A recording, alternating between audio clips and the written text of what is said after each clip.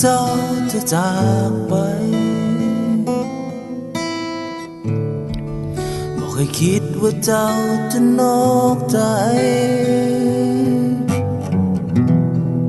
บ่เคยคิดว่าเจ้าจะเปลี่ยนใจมีภัยคนคนนั้นนี่เป็นสิ่งที่คอยฝันตลอดเวลาที่เฮาอยู่ด้วยกันคิดว่าสิ่งเหล่านั้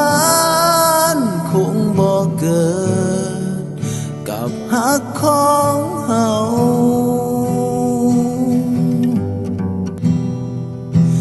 แต่วันนี้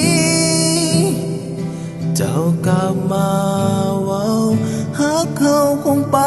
บ่ไหว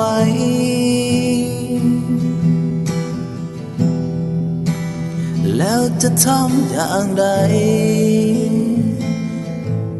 เมื่อใจมันผูกพันไปแล้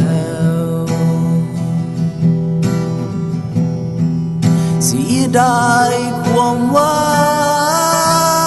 งที่คอยมีคิดว่าเจ้าคนนี้คือหัวใจเจ็บเกือบขาดใจลมหายใจค่อยๆหมดลงจากวันนี้ค่อยคงหมดหนทางจะก้าวต่อไป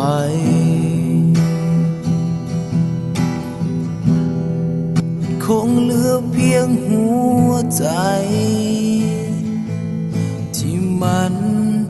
ต้องทนกับความเจ็บซ้ำ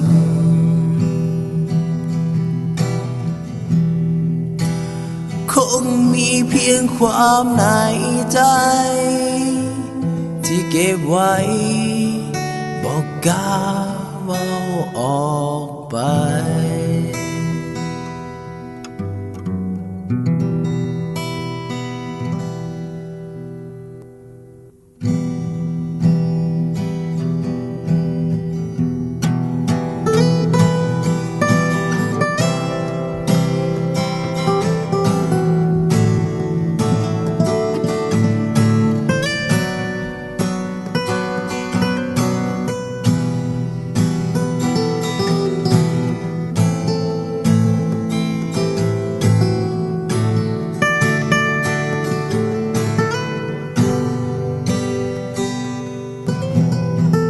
เสียดายความหวั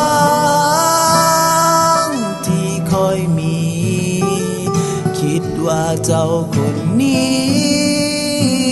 คือหัวใจเจ็บเกือบขาดใจลมหายใจค่อยๆหมดลงจากวันนี้ค่อยคงหมดหนทางจะก้าวต่อไป